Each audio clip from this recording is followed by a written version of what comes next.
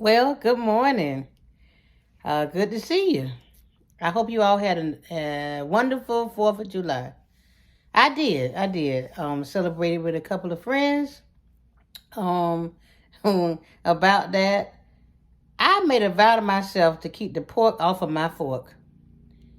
And I kept that promise, y'all. I ate some ribs without using a fork. Yeah. Oh boy, I cracked my own self up. Listen, so we are back for part three of the series entitled Mental Health, Striving and Thriving in the Heat of the Struggle. And we are here. Today's topic is post traumatic stress disorder. PTSD, that's what they call it, PTSD. Well, up until now, I'm going to tell you something. So, I thought PTSD mostly had to deal with people that had been in the military and been through a war and came back to their families and had nightmares and stuff like that. Studied PTSD a little bit when I was studying psychology, but it wasn't talked about that much. I come to realize that many of us suffer from PTSD and we have no idea, no clue. So it's going to get up close and personal today because, yeah, I dealt with it. But first of all, let's talk about the it. The PTSD it.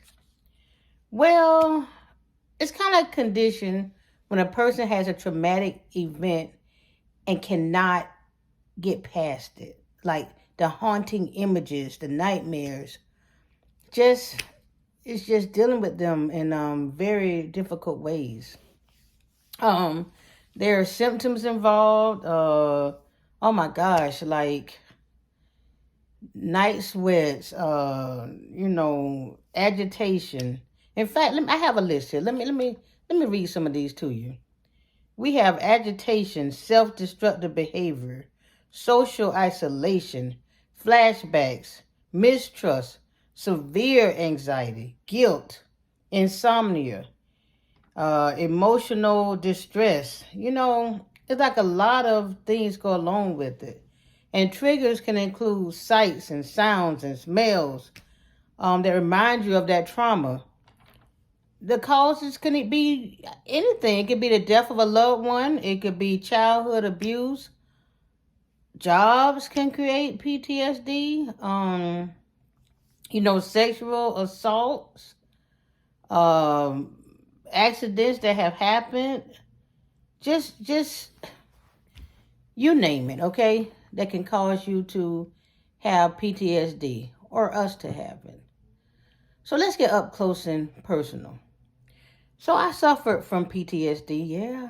I can't help you if I don't tell you the truth, if I don't become transparent with you. So I don't know how many of you all know, I lost my husband recently. And yeah, that was a TKO, as they would say, a technical knockout. So I suffer from PTSD. I'm just going to put it on the table. I didn't know I had it. Okay. So that's why therapy is also important. That's when it was made apparent to me that that's what I was suffering from. So the PTSD came from actually watching my loved one leave this world, if that makes sense to you.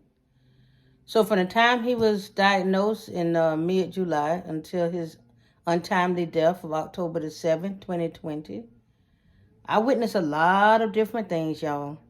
Yeah, I watched him transition right in my face. Everything that could go along with the rare cancer that he was diagnosed with, I saw it. Oh, yeah. A lot of it. I had to witness his anxiety. Just different things. His pacing at night. As we were approaching the end of his life, I had to listen to the death rattle in his breathing. Yeah, man. It was rough. I don't wish that on anyone. So all of those things, I had images in my head. So with PTSD, when a trigger happens, one of those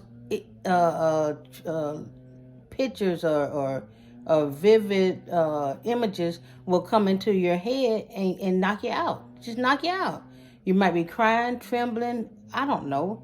Stomach might get all upset. It kicks you to the curb, man. You know, I don't have no other way to tell you this. So, one of the ways that we try to treat this or relieve the symptoms, sometimes we do something unhealthy like self-medicate. Let's talk about that. Mm-hmm. I suffered from abuse of Xanax, alcohol, a lot of things, to try to get through it. I remember attending his funeral completely full of Xanax.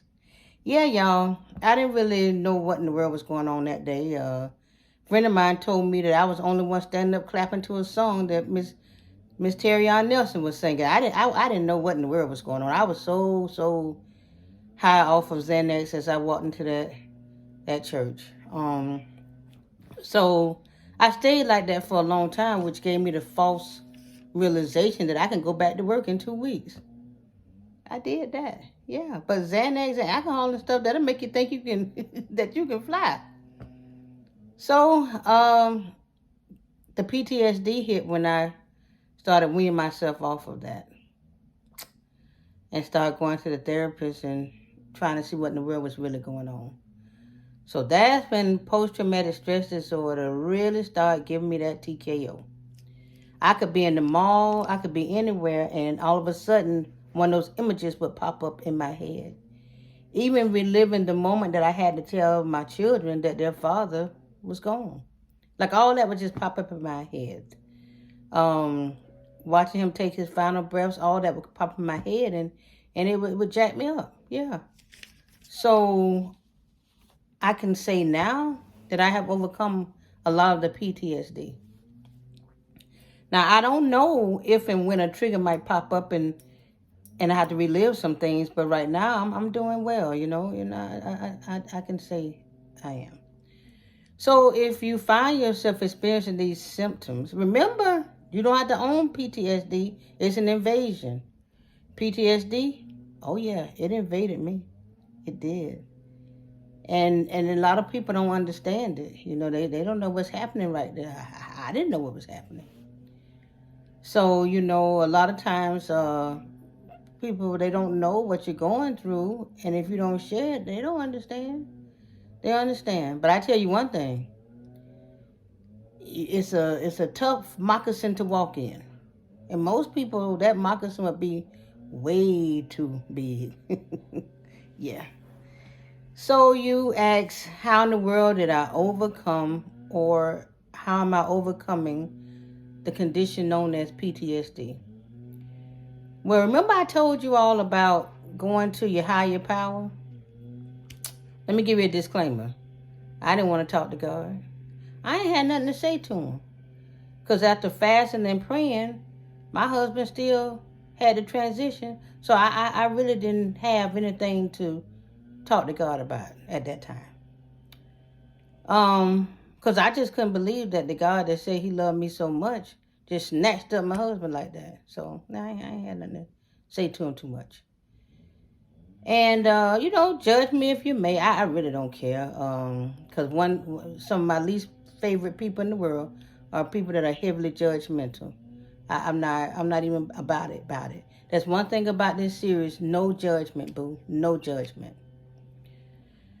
So as I started healing, I built my relationship more between God and myself. But I'm going to tell you something. I still refuse to believe that God took my husband away. No, he loved me too much for that.